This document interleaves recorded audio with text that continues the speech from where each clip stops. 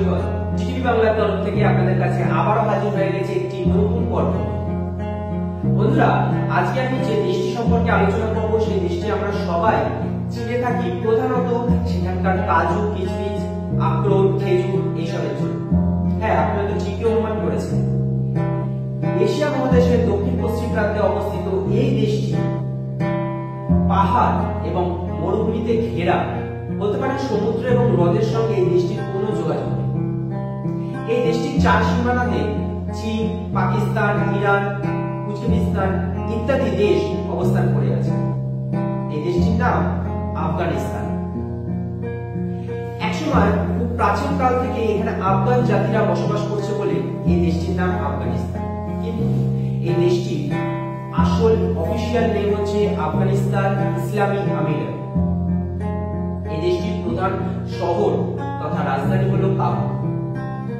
এই দেশটি থেকেই বা এই দেশের হাত ধরেই বহু বৈদেশিক জাতি একসময় আমাদের দেশে আগমন করেছিল, যেমন খিলজি, কুষাণ, মুঘল, শাহী ইত্যাদি আরো অনেক কিছু।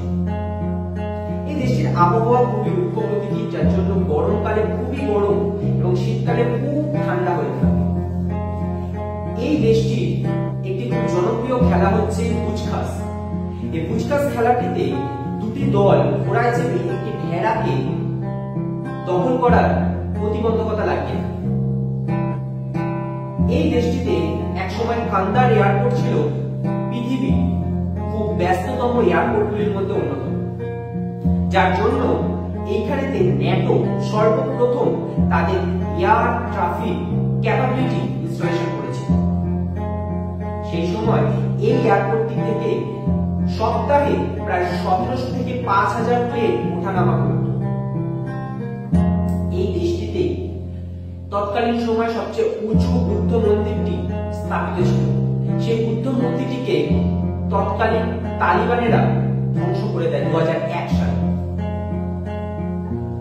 এই দেশটির ফাদার অফ নেশন বলা হয় আহমদ শাহ দুরানি। এই আহমদ শাহ দুরানি আফগানিস্তানের সর্বশেষ শাসক ছিলেন। তার মৃত্যুর পর তার ছেলে তৈমুর শাহ ক্ষমতায় আসে এবং তিনি কান্দার থেকে রাজধানীকে স্থানান্তরিত করে কাবুলে নিয়ে চলে আসেন। 1900 শতকে এই দেশটিতে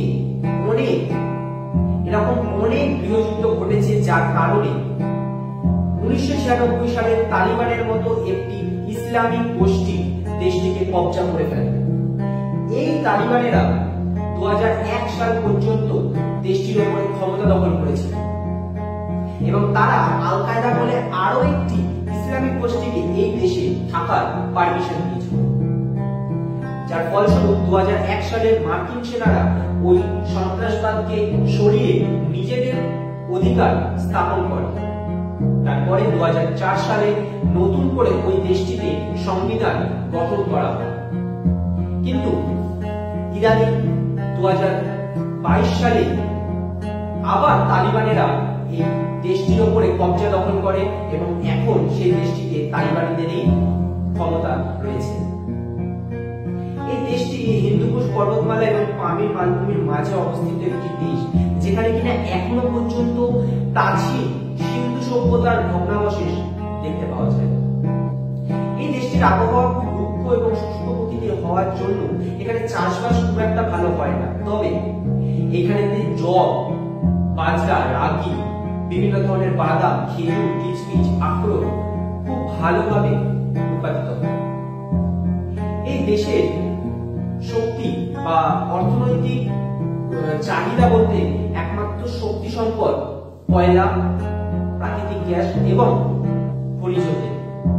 তবে এই দেশটির অর্থ বেশিরভাগটাই উপার্জন হয় বিভিন্ন ধরনের জিনিসপত্রের চোরাচালান কারবার এবং মাদক দ্রব্যে। এই দেশটি আফিম চাষে পৃথিবীর সবচেয়ে বৃহত্তম জায়গা দখল করে রেখেছে। প্রচুর পরিমাণে আফিম এই দেশ থেকে কালোবাজারি করা হয়। শুধু তাই নয়, এই দেশটি প্রচুর পরিমাণে কয়লা এবং খনিজ তেল এবং অন্যান্য জিনিসেরও চোরাচালান করে থাকে।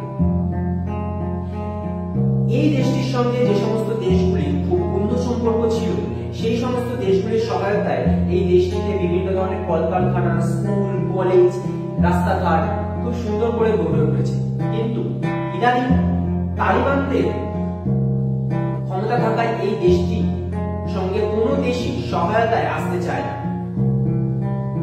এই দেশটির সাথে আপনি নদীপথে খুব একটা যাতায়াত করতে না পারলেও তবে সড়ক পথ এবং আকাশপথে যাতায়াত করতেই পারে। তা বন্ধুরা, আশা করি আপনাদের আজকের বিষয়টি খুব ভালো লেগেছে। পরবর্তী পর্বে আবার একটি নতুন পর্ব নিয়ে আপনাদের কাছে আমি হাজির হব। আজকের মতো